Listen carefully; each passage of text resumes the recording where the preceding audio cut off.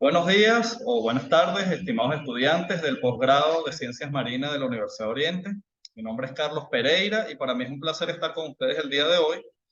Hoy vamos a tocar un tema que es muy importante, que es el plancton, una de las comunidades más importantes, bueno, porque corresponden a esas bases de las cadenas tróficas, pero tienen una representación taxonómica bastante amplia, tienen casi todos los taxos de, de los océanos, de los medios acuáticos. Entonces, tiene mucha relevancia desde el punto de vista ecológico, desde el punto de vista taxonómico, desde el punto de vista del modelaje.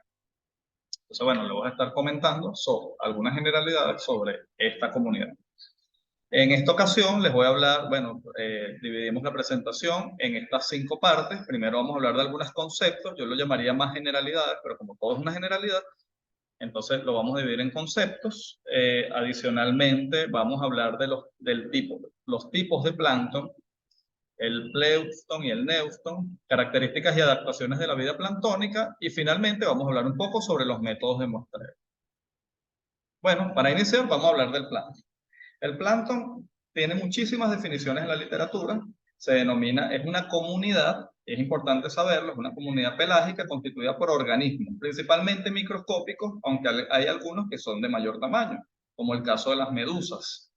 ¿Y cuál es su particularidad? Bueno, primero que flotan tanto en agua salada, salobres o dulces. Se distinguen del nécton, que incluye a todos los nadadores activos, y del bentos, que agrupa a los organismos del fondo.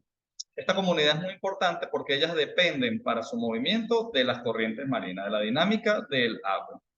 O sea, hablando un poquito de historia, bueno, este término fue acuñado por primera vez por Müller en 1845. En 1845 el término Pelagisch Outreach. No sé mucho alemán, pero este es el término que fue acuñado por primera vez. Luego Hensen, unos años después, creó el término plancton, pero no lo definió. O sea, refiriéndose a aquellos organismos que se vean en el microscopio. Y en 1890 se define por Haeckel el término plancton y de hecho a él se le atribuye como el padre de la planctonología. Entonces, eh, resumiendo un poco lo que es el concepto de plancton, es una comunidad sumamente variada, una comunidad pelágica, donde los organismos dependen de las corrientes para su desplazamiento, a pesar de que ellos tienen desplazamientos verticales sumamente importantes durante el día. Ok, continuando con estas generalidades, le hablo de algunas características muy generales sobre el plancton. La primera, bueno, una diversidad amplia de grupos taxonómicos. Podemos ver desde virus, bacterias, organismos autotróficos, ahí lo denominamos fitoplancton, y cuando hablamos del zooplancton, que agrupa todos los grupos del reino animal, incluimos muchísimos taxos. Aquí podemos ver desde una variedad de crustáceos que en el caso de los ambientes marinos suelen ser el grupo más representativo, pero dentro de los crustáceos hay un gran sinnúmero de grupos. Tenemos moluscos, tenemos peces, tenemos larvas de la mayoría de los organismos sésiles o bentónicos que vemos en el medio marino. Una variedad morfológica de tamaños, podemos hablar de 0,02 micrómetros hasta más de 2 metros. Densidad entre 1,021 y 1,029, y esto es sumamente importante porque en el caso del agua dulce, fíjense que ellos tienen una densidad mayor a la del agua. Y cuando ocurre esto, bueno, ellos deben desarrollar una serie de mecanismos o adaptaciones para su flotación. Posteriormente vamos a hablar con más detalles de esto en las características, en las adaptaciones del plancton, pero nombrando algunas, bueno, hay expansiones laminares, vemos que el plancton suele ser muy aplanado, eso cumpliendo con la ley de Stokes, que la vamos a nombrar posteriormente. Algunos tienen flagelos, otros tienen cilios, organelos gaseosos o aceitosos. Bueno, como les hablé anteriormente, pueden ser procarióticos, eucarióticos. Entonces, por ejemplo, un grupo muy importante que suele dominar en abundancia, no en riqueza, pero sí en abundancia en algunas ocasiones, algunos medios, incluyendo lagos, lagunas e incluso el propio mar, son las cianobacterias, que son organismos procarióticos, pero tienen la capacidad de fotosintetizar. Otra característica muy relevante es el desplazamiento vertical.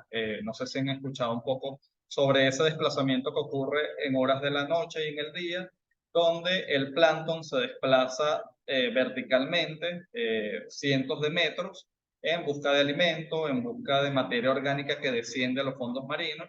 Eso es muy importante o es una característica muy particular y muy relevante en la dinámica de los océanos, porque, por ejemplo, muchos organismos que se alimentan del plancton cumplen este desplazamiento también en busca de alimento. Entonces, es una dinámica muy importante desde el punto de vista ecológico.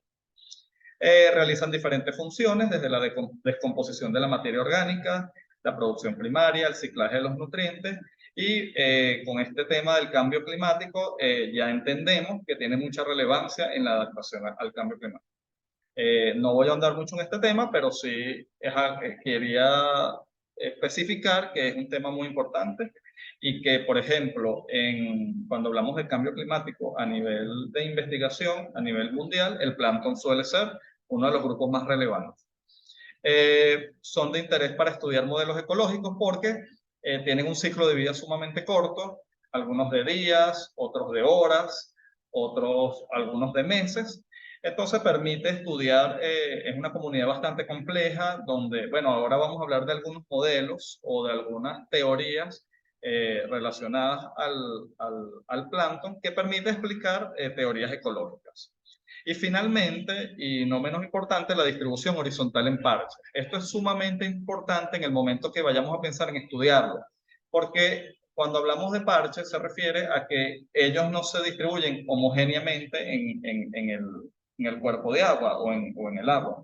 Ellos forman especies de parches de diferentes densidades, de diferentes tamaños, con diferentes riquezas. Y entonces, cuando nosotros lo estudiamos desde el punto de vista ecológico, nos damos cuenta que no podemos, o sea, que debemos tomar muestras en diferentes espacios porque puede tener la particularidad que una muestra de agua tomada en una botella tome un espacio entre parches y la densidad sea sumamente baja. Entonces, cuando entendemos esto, podemos imaginarnos cómo pudiera ser esa forma en que lo vamos a estudiar.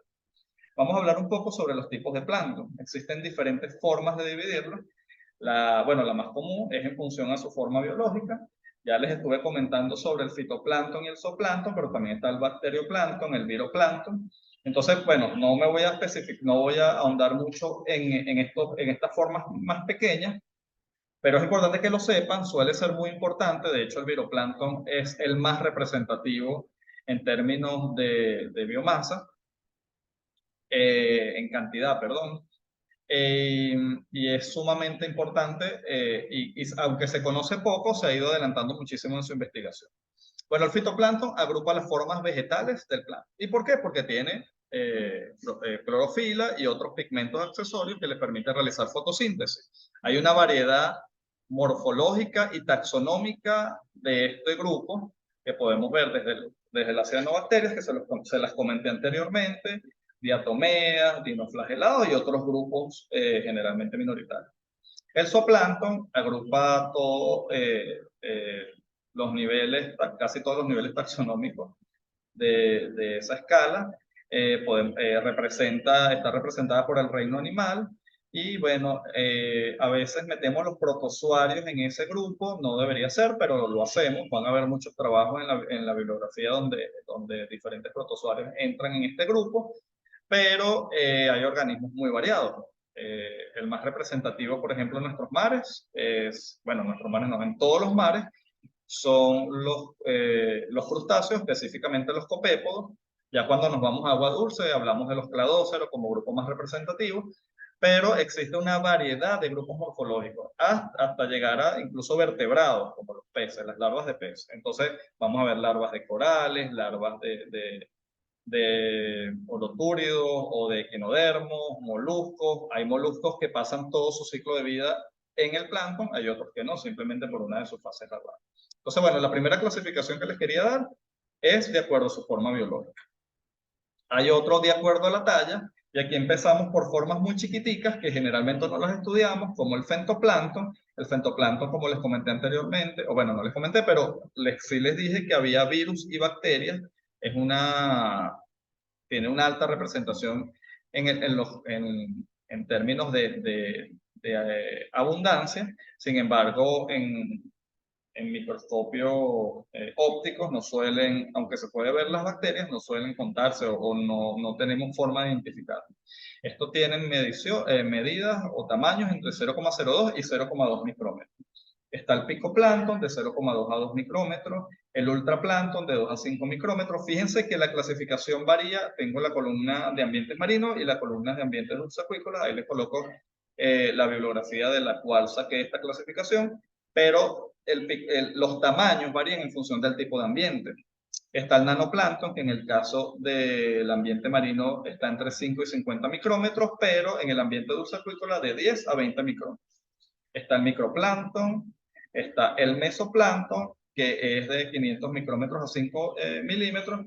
Y fíjense que a medida que nosotros vamos aumentando, es más difícil ver algunas formas en ambientes dulceacuícolas. Entonces vamos a ver que el mero plancton de ambientes dulceacuícolas abarca un intervalo mayor que va desde los 200 micrómetros hasta los 2 milímetros. Mientras que en el ambiente marino, como hay mayor variedad, mayor diversidad, clasificamos ese mero plancton, ese mesoplancton en tres. El mesoplancton, el macroplancton y el megaplancton, que puede ser hasta mayor a 500 milímetros. Ok, de acuerdo al ciclo de vida hay una clasificación muy importante y ya se los comenté anteriormente, y está el holoplancton y el meroplancton. El holoplancton tiene todo su ciclo de vida de forma planctónica. Bueno, ya les he ido nombrando algunas especies, por ejemplo, el caso del fitoplancton, bueno, no entra en esta clasificación de mero y holo, porque generalmente cuando hablamos de mero y holo hablamos del zooplancton. Entonces, el holoplancton, todas aquellas formas de vida donde todo su ciclo de vida forma parte del plancton. Están las medusas, están los ctenóforos. Bueno, algunas medusas tienen una vida bentónica, pero no son la mayoría. La mayoría están suspendidas en el agua y de hecho tienen grandes migraciones en los océanos. Estamos hablando de algunos crustáceos importantes. Ya les estuve comentando de los copépodos. Les hablé de los cladóceros.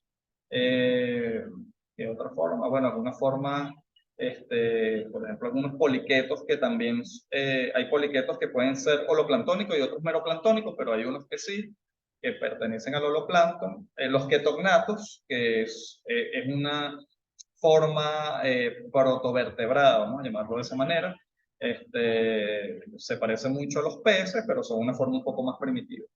Y el meroplancton, bueno, tiene una fase de vida planctónica. Su misión es la dispersión, por eso ellas forman parte de esta comunidad. Entonces, a través de las corrientes marinas pueden llegar a diferentes sitios, y una vez que ellas encuentran su sitio de fijación, zonas protegidas, generalmente lagunas costeras, praderas de fanerógamas, ya se fijan ahí y entonces empieza un crecimiento, un desarrollo bentónico. Entonces, bueno, fíjense que la imagen que les muestro, hablamos de los equinodermos, crustáceos como los cangrejos, la langosta, algunas medusas también tienen forma bentónica, moluscos, entre otros. Entonces, bueno, hay una gran variedad de organismos. Fíjense que, por ejemplo, los corales también pueden tener una fase, no tienen una fase planctónica, y después se convierten en estas estructuras gigantescas que son las colonias de corales que nosotros conocemos.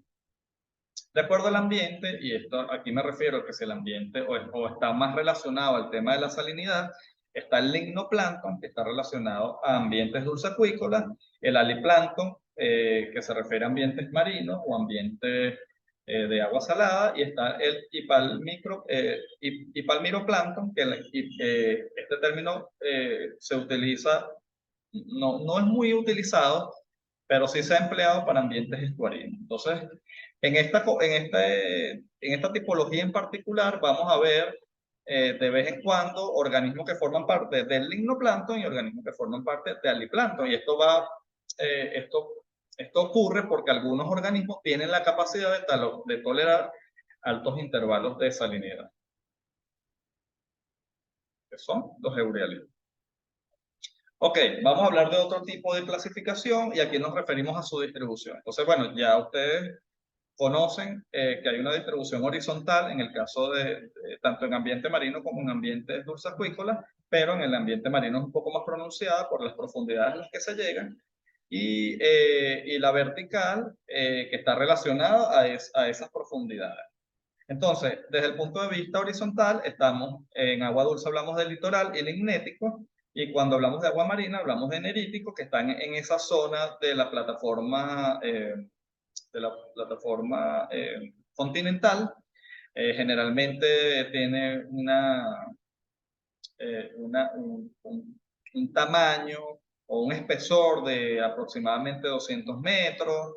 Las profundidades, bueno, varían muchísimo, dependiendo la topografía del medio marino, pero la zona oceánica, más o menos a partir de los 200 metros, viene una zona, un abismo que tiene una gran columna de agua. Entonces, dependiendo la distribución de estos organismos, desde el punto de vista horizontal, también tienen estos nombres. Entonces hablamos del plancton nerítico y el plancton oceánico. Ellos tienen características bien particulares porque en el caso del plancton nerítico tiene algunas facilidades como la disponibilidad de nutrientes, porque tiene esa cercanía al continente o a la zona de tierra. Eso permite que ellos tengan disponibilidad de nutrientes a través de las descargas de ríos, a través de las lluvias en épocas de precipitaciones. Entonces, eso es una dinámica distinta. Sin embargo, ellos tienen mayor oleaje, una dinámica desde el punto de vista hidrográfica más cambiante, y ellos también deben adaptarse a estas situaciones, lo que les estuve comentando anteriormente de la salinidad.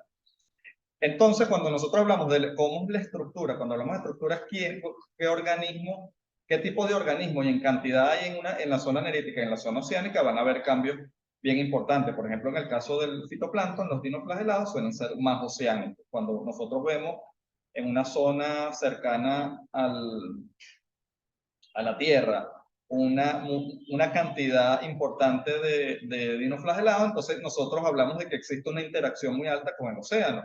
Entonces, bueno, estos son aspectos importantes desde el punto de vista de su estudio ecológico. Desde el punto de vista vertical, bueno, vamos a tener la zona eufótica, generalmente está entre los 120 y 200 metros, y es hasta donde llega la luz solar. Ahí hablamos del epiplancton. En la zona difótica, de 100 a 300 metros, hablamos de mesoplancton. En la zona difótica, infraplancton. En la zona donde no llega luz, básicamente es sumamente oscura, está el batiplancton. Y eso podemos hablar que a partir de ahí, incluyendo la zona abisal, que se ha encontrado en contenido estomacal de organismos abisales, la presencia de microalgas y organismos que tienen una capacidad o sea, que se conoce que son planctónicos por su capacidad de desplazamiento.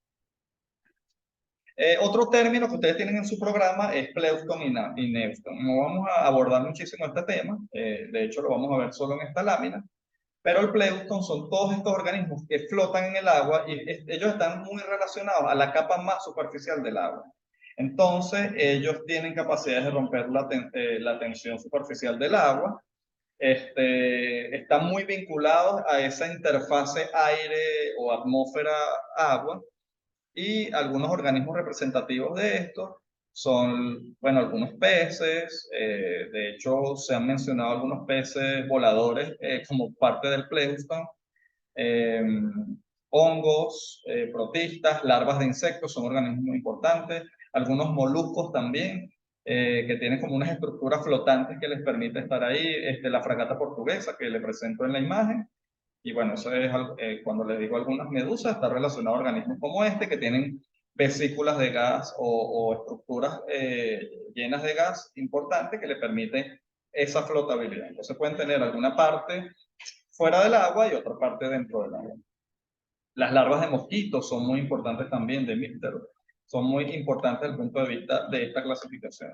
Cuando hablamos del Neuston, son aquellos organismos que forman parte del Pleuston, pero son microscópicos. Entonces, básicamente, estamos hablando de esta separación. El Neuston los agrupa todo, el Pleuston, perdón, los agrupa todo, y el Neuston solo a los microscópicos. Después en la literatura van a encontrar otros términos importantes, o también van a ver algunos términos. Déjenme rodar un poco aquí mi imagen para que puedan verlo mejor, como el epineuston, el hiponeuston, el endopleucton, el exopleucton. Y eso está más relacionado a donde la mayoría de su cuerpo se encuentra representada, si es más en la parte atmosférica o más en la parte acuosa. Entonces, por ejemplo, cuando hablamos de epineuston o exopleucton, estamos hablando de aquellos organismos que están más en la fase atmosférica que en la fase acuosa. Y nos referimos, por ejemplo, a las larvas de mosquitos. Ustedes las han visto flotando. Bueno, que hay una imagen que les puede ayudar a ver ese tipo de cosas. Y cuando hablamos del hiponeuston y el endopleucton, estamos hablando de aquellos organismos que están más, están muy asociados igual a la capa superficial del agua, pero están más sumergidos, vamos a decirlo de esa manera. Entonces, bueno, aquí vemos algunas imágenes de estos organismos. Ahí, en la imagen pueden, bueno, no sé si se ve muy bien, pero se nombran algunos géneros, sobre todo de agua dulce. Aquí les menciono, en el caso de Llantina globosa, un molusco que tiene estas características que se encuentra en esta capa superficial del agua. Fíjense, cuando nosotros hablamos de características y adaptaciones, yo debo mencionarles algunos aspectos ecológicos o algunos aspectos que ambientales y sí, ambientales, incluso ecológicos, que determinan o aquellos factores que van a determinar su distribución o su comportamiento. Entonces, bueno, les hablé anteriormente de que ellos tienen una distribución en parche. Eso es sumamente importante. Y la distribución en parche está también relacionada a la liberación o a la excreción de algunos compuestos que le da flotabilidad también y que les permite mantenerse juntos. Entonces, vamos a ver algunas aglomeraciones de organismos. De repente, si pudiéramos teñirlo, sería algo así como un mosaico. No lo vemos así teñido, pero generalmente así es como ellos se distribuyen. Bueno, hablamos de la distribución vertical, hablamos que lo vimos anteriormente, que si era epipelágico, mesopelágico, hablamos también de una distribución temporal ligada a la disponibilidad de luz. También hablamos de una distribución cuando hablamos del tiempo también, no solo de estas migraciones que les comenté anteriormente, día y noche, sino que también de acuerdo a la época del año, como las condiciones cambian, en cuanto a temperatura, en cuanto a salinidad, en cuanto a turbiedad y otros factores que podemos hablar un poquito después en la próxima lámina, ellos también van a cambiar esa estructura comunitaria. Yo les comenté que era esa estructura comunitaria. Bueno, continuando con ellos, antes de empezar a hablar de las adaptaciones, le quería comentar sobre aquellas variables o aquellos factores que inciden principalmente en la distribución del plancton, tanto vertical como horizontal, como espacial y temporal. Entonces, la luz solar es sumamente importante porque les hablé del fitoplancton. Y como el fitoplancton es el alimento del zooplancton o de la mayoría del zooplancton, porque hay zooplancton, hay animales que se alimentan de animales también, pero como ellos, o sea, su comportamiento está dado por la búsqueda de alimento, entonces la luz solar incide muchísimo. Entonces, donde hay un exceso de luz solar, puede haber fotoinhibición. Entonces, como que si se quemaran las células y entonces hay un espacio donde la distribución no es tan amplia. Eso es cuando la incidencia solar es muy grande. Pero como necesitan luz, ellos van a buscar un espacio en esa columna de agua donde ellos se puedan distribuir de manera eficaz, vamos a decirlo de esa manera, y su biomasa va a ser mucho mayor. Entonces, ¿dónde están ellos? Por supuesto, va a estar quienes se alimentan de estos organismos autóctonos. La disponibilidad de nutrientes es muy importante. Existe una relación que los que estudiamos plancton conocemos muy bien, que es la relación de Redfield. Y tenemos 106 de carbono, 16 de nitrógeno y 1 de fósforo. Esa es una proporción de estos nutrientes. Y cuando tenemos este equilibrio o esta relación, podemos encontrar un equilibrio o un crecimiento planctónico importante. Cuando uno de ellos está deficitario, ocurren problemas o un desbalance en la comunidad, entonces vemos sitios donde hay mucho nitrógeno, pero entonces no hay organismo, no hay una densidad bastante alta, entonces solo va a haber una dominancia de aquellas especies que están adaptadas a estas condiciones. Cuando tenemos este equilibrio, generalmente la diversidad es muy alta porque tenemos un equilibrio entre la mayoría de los organismos. Un aspecto que no les comenté, que desde el punto de vista ecológico, y lo vamos a hablar en breve, es que en muy poco volumen de agua podemos ver una variedad de organismos. Entonces, bueno, decimos, bueno, pero si hay una competencia de recursos, ¿qué está pasando ahí? Bueno, ahorita hablamos un poquito de eso. Les comenté las corrientes, es sumamente importante porque ellas como no tienen la capacidad de nadar o de romper ese movimiento de las corrientes, ellas se dejan llevar. Y entonces la distribución de las corrientes, tanto a nivel, ahí tenemos una imagen que es a nivel global, pero también hay corrientes locales, van a jugar un papel muy importante en la distribución de estos organismos. La turbulencia, por ejemplo, porque la turbulencia va a jugar un papel importante en el rompimiento de estos parches, en que haya organismos que estén más adaptados a condiciones más, vamos a decir, más inhóspitas o más difíciles desde el punto de vista de estar tranquilos, estables. O sea, ellos tienen un gasto energético muy alto en mantenerse estables o mantenerse en flotación. Por supuesto, las temperaturas y las salinidades. Esa es la razón porque en las zonas tropicales la cantidad de alimentos es mucho mayor, eh, o la cantidad de plancton es mayor y sea menor en algunos sitios. El tema de la salinidad, les comenté que hay especies que tienen capacidad de tolerar un amplio intervalo de salinidades, mientras otras no, entonces eso también va a jugar un papel importante en la distribución. La estratificación del agua es otro papel importante. Si el mar se divide en capas de acuerdo a sus características, básicamente temperatura y salinidad. Entonces, muchas veces el plancton no tiene la capacidad de pasar de una capa a otra. Entonces, esa estratificación o esa formación de estrato o de capas de agua también va a limitar el desplazamiento vertical de los organismos y, por supuesto, el pastoreo. Aquí, a pesar de que les coloco zooplancton, también los organismos pelágicos que se alimentan fuertemente, por ejemplo, la sardina en la costa oriental de Venezuela, juega un papel muy importante en la abundancia de organismos planctónicos. Entonces, bueno, le hice este bosquejo muy general de las características para después hablarle de sus adaptaciones. Ok, entonces, iniciando con la adaptación, bueno, yo les comenté anteriormente que ellos suelen ser más densos que el agua y por eso algunos organismos han incorporado gran cantidad de agua, incluso llegar hasta el 95% en peso, para mantener una densidad similar a la del agua. Este es el caso de las medusas, de los tenópodos. Existen otros organismos también con cantidades muy amplias o proporciones muy amplias o muy grandes de agua. Existe una variedad de adaptaciones morfológicas, es muchísimo. Aquí pudiéramos hacer una clase solo hablando de adaptaciones morfológicas, pero bueno, básicamente quería comentarles la ley de Stock. La ley de Stock se basa en esa relación superficie-volumen, entonces la superficie debe ser mayor, que también lo utilizan, por ejemplo, las embarcaciones, porque a pesar de que tienen más peso que el agua, esa configuración plana les permite flotar.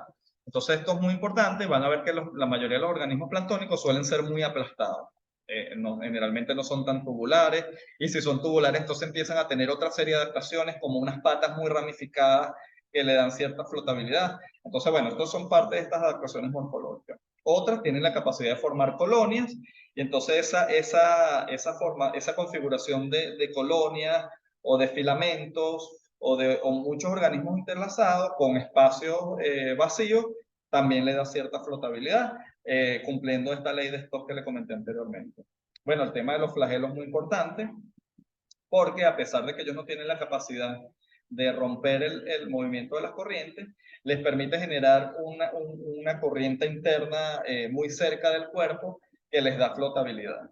Están, bueno, cilios, pseudópodos, ramificaciones en los apéndices, que no solo hablamos de patas, hablamos también de antenas, patas natatorias, entonces vemos algunos organismos con patas aplanadas, o que les da propulsión o que les permite tener flotabilidad, como una especie de pala. También hay envolturas gelatinosas, ya hemos visto algunas medusas, hay algunos poliquetos que también las tienen, algunos tenóforos que pueden tener algunos estructura, no tanto envoltura, pero tienen unas estructuras llenas de gases. Y así una variedad bastante. Y en el caso de los moluscos, generalmente, y también los crustáceos, una delgada capa de, de, de- de carbonato que tienen el caso de los crustáceos para disminuir ese peso o esa densidad con respecto al agua.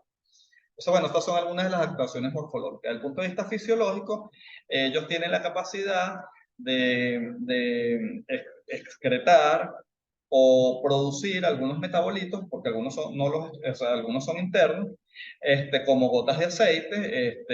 Eso se ve muchísimo bueno, en el género Ketóceros, que es uno de los géneros más representativos a nivel mundial del fitoplancton marino. Se pueden ver estas gotas aceitosas, pero también lo podemos ver en agua dulce como en clorela. Vesículas de gas, vacuola, bueno, les hablé de ese movimiento eh, que realizan en algunos apéndices, o sea, es una adaptación morfofisiológica porque, bueno, ellos tienen apéndices y estructuras que le dan ese movimiento, pero también le da una rapidez o un movimiento capaz de generar un flujo, y ahí le coloqué en el caso de un copepo calanoide donde se ve esos movimientos que generan unos flujos muy cercanos al cuerpo y le da cierta flotabilidad de movimiento.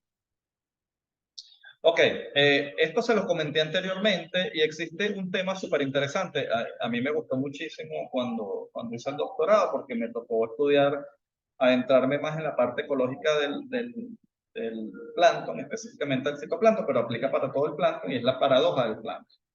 Entonces, existe la explotación diferencial del recurso y eso es lo que puede explicar de que en una gota de agua haya muchísima diversidad. Entonces, porque la pregunta que se hacían los ecologistas era, bueno, ¿por qué en poco espacio, con pocos recursos, hay una diversidad tremenda? O sea, uno puede contar en pocos mililitros hasta cientos o miles de individuos de diferentes especies.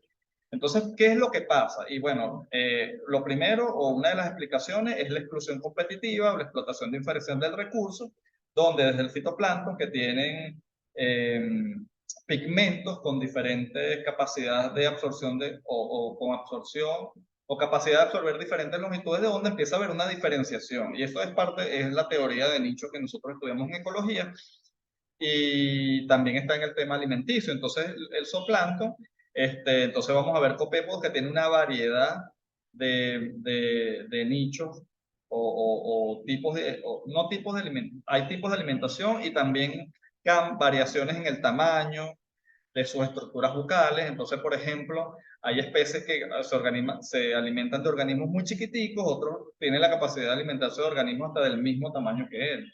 Entonces, bueno, esa exclusión competitiva o esa diferenciación de nichos es lo que teóricamente explica que haya esta paradoja del plancton, que es mucha diversidad a expensa de haber pocos recursos en un espacio tan pequeño. También está la paradoja del enriquecimiento. Como es el agua es un sistema tan inestable, eso genera diversidad. Eso es una teoría explicada en 1971 por Rosenquist, y está muy relacionada a que esos cambios constantes que ocurren en el medio acuático permite que la diversidad se mantenga activa. Entonces, bueno, aquí pudiéramos explayarnos hablando de sucesión ecológica, hablando de, de, de, de esa dispersión o esos cambios que se generan por momentos abruptos o cambios muy abruptos en el sistema. Pero bueno, lo que le quería comentar es que estas adaptaciones morfológicas y fisiológicas en cuanto a nutrición, en cuanto a espacio, en cuanto a pigmentos, les comenté también, en cuanto a forma, van a hacer que ellos puedan diferenciarse en función de sus nichos y haber mucha diversidad. Es una de las comunidades donde la diversidad es mucho mayor.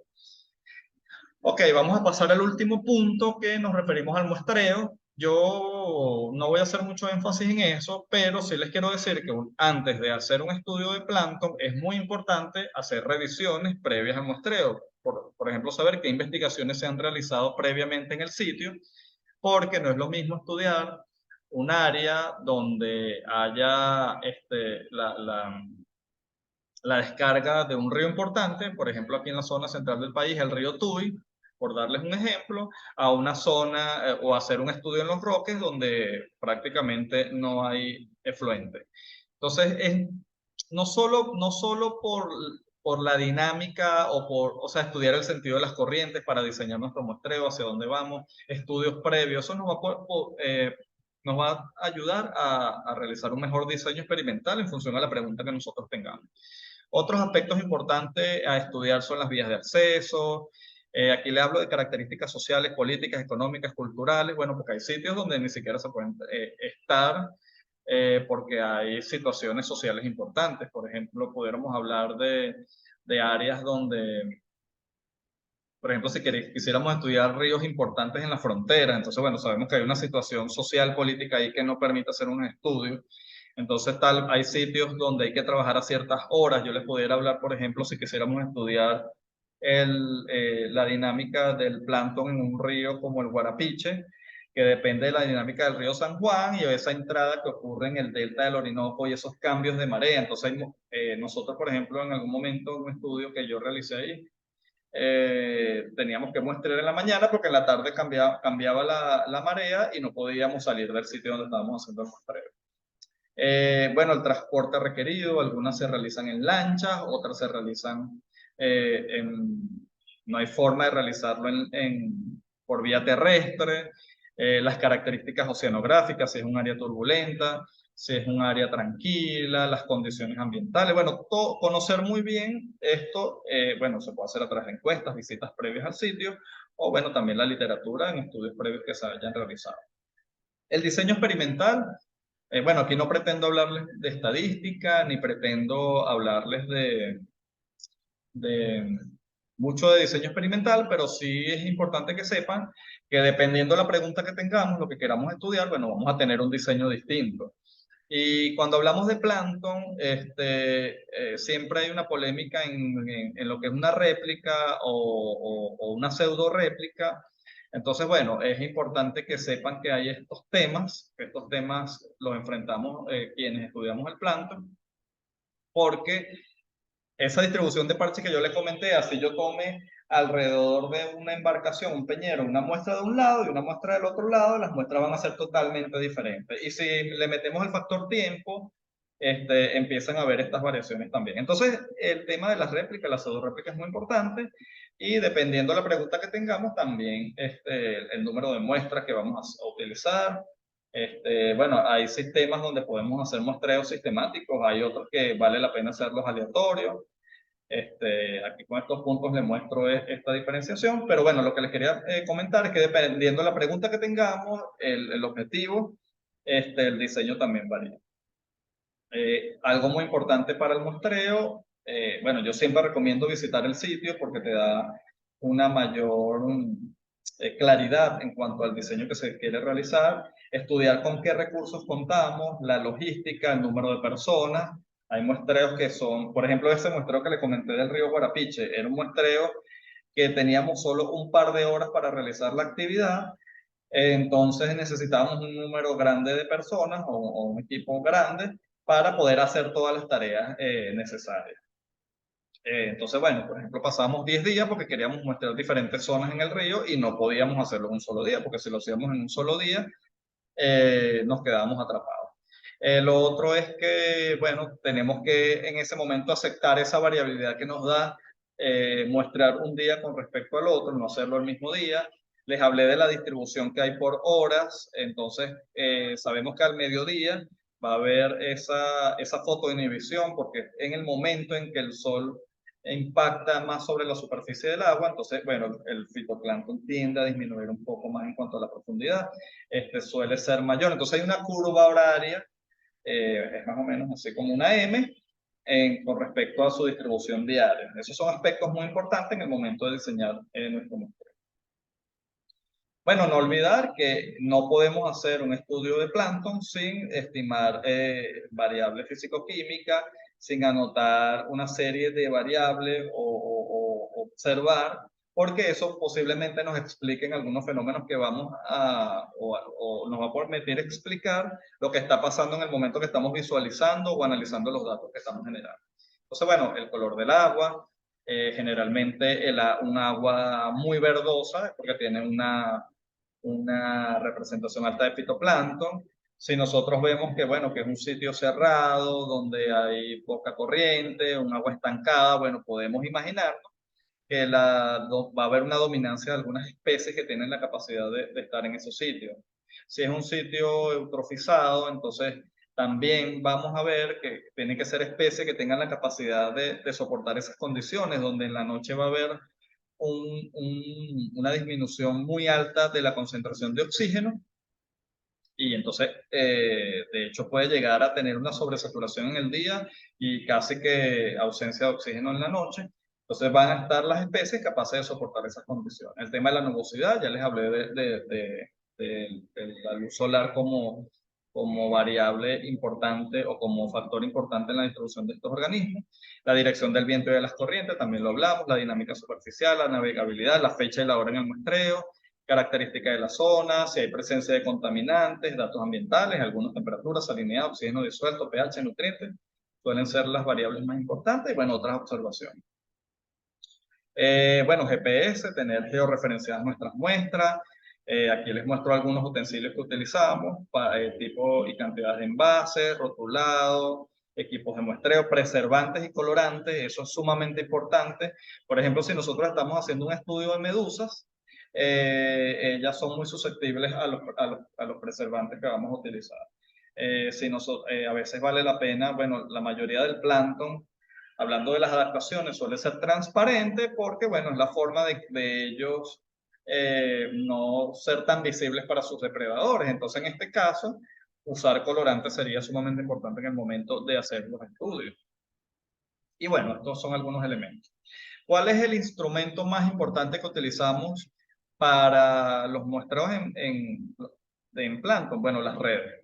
Creo que es el más importante.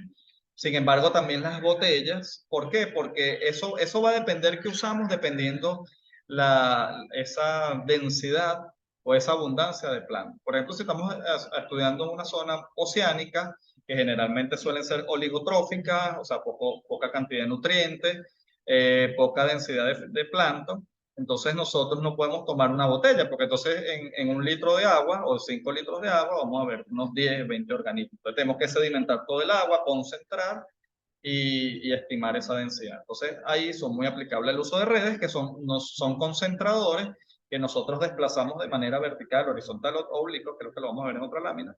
Sus partes son, bueno, aquí se ven 3 cordeles que van empalmadas a un anillo, a este aro, y a ese anillo se le amarra un cabo y es lo que permite a nosotros desde la embarcación a una velocidad adecuada en un tiempo determinado hacer un arrastre.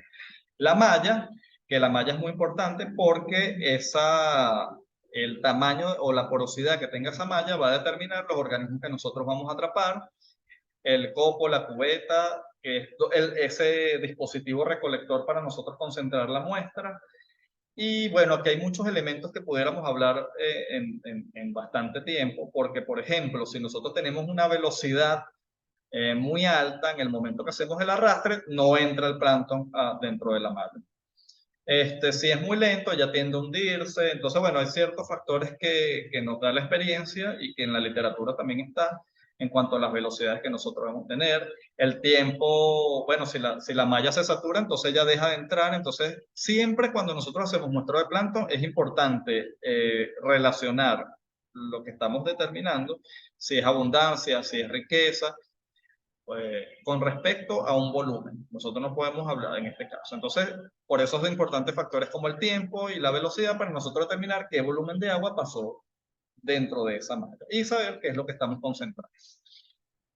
Bueno, fíjense, nosotros cuando queremos hacer réplicas, utilizamos redes gemelas o redes tipo bongo, como estas que se ven aquí, que son 2 redes que funcionan de manera paralela y nos permiten tomar dos muestras. Generalmente se utilizan en buques oceanográficos, sobre todo para muestras en sitios oceánicos o muy oligotróficos. Aquí, bueno, fíjense, cuando nosotros hablamos, estamos estudiando larvas de peces o huevos de peces o organismos que son mucho más grandes, utilizamos larvas de estas, perdón, redes de estas dimensiones, como las que se ven en estas imágenes, generalmente una red de fitoplancton en una zona nerítica no suele tener más de 1 metro de longitud. Utilizamos una porosidad de malla cercano a los 40, 30 micrómetros. Cuando hablamos de zooplancton, podemos llegar incluso a trabajar con más de 100 micrómetros. Y eso también, si nosotros queremos hacer un muestreo con diferentes tallas, diferentes objetivos, esto hay que considerarlo en el momento. Bueno, fíjense también que hay muestreos que se hacen con arrastres horizontales, hay muestreos que se hacen en arrastres verticales. Por ejemplo, si nos interesa saber cómo es su distribución a lo largo de un cuerpo de agua, entonces un muestreo vertical nos puede servir, funciona muy bien. Están los oblicuos, que sería como un muestreo mixto entre estas tres. Fíjense que yo les comenté que nosotros debemos determinar el volumen que pasa a través de la red. Y bueno, a veces no queremos ser tan empíricos, que solemos serlo, y entonces usamos equipos como los flujómetros. Entonces mide el volumen que pasa a través de una red de plantas. Entonces él va a medir la cantidad de agua que pasa porque tiene el tiempo y tiene la velocidad. Entonces él te puede hacer el cálculo inmediatamente. Fíjense, también les hablé de botellas. Hay diferentes tipos de botellas en el mercado. Yo les voy a hablar de botellas, algunas botellas que son muy conocidas, como la Van Dorn. Ellas básicamente tienen dos tapas. Uno la baja a la profundidad que uno desea tomar la muestra. Abierta, manda un mensajero. Ella toca este dispositivo que le llamamos mecanismo disparador.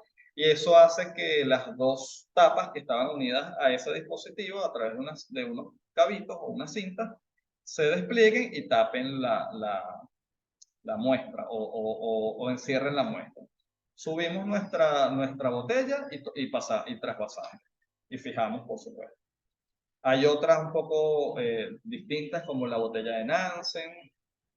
En el mercado hay una cantidad de botellas que van surgiendo a medida que aumenta la tecnología, porque son más eficientes, puedes tomar diferentes muestras o sea, uno va a ciertas profundidades, él se para y toma la muestra y entonces hay botellas que ya están automatizadas y eso se observa en los buques oceanográficos. O sea, hay una cantidad en el mercado gigante de esto, pero la función de ellas es tomar muestras de agua a diferentes profundidades. Y bueno, en el momento, ahí también las bombas de agua son muy poco utilizadas en realidad, pero su misión es concentrar. Entonces, en aquellos sitios donde la densidad de plancton es muy baja, puedes pasar volúmenes muy altos y ella va concentrando en estas botellas que se ven de color blanco.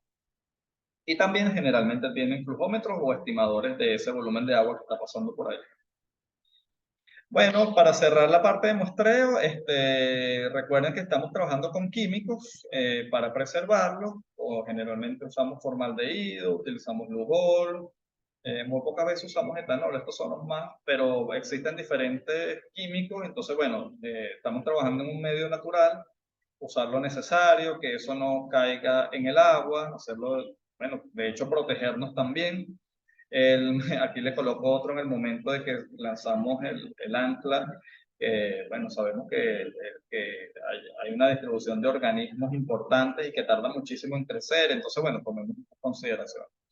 Esta es nuestra clase de generalidades de plancton. Si tienen alguna pregunta, estoy en el grupo WhatsApp, me pueden escribir por ahí y aquí les coloco mis coordenadas en ResourceGate, LinkedIn, Instagram, mi correo electrónico. Estoy totalmente a la orden para las preguntas que tengan. Muchas gracias y bueno, quedo a su disposición. Espero que esta presentación haya sido clara y que cumpla los objetivos que nos hemos planteado en su plan de contenido. Me despido y entonces finalizo la clase de hoy.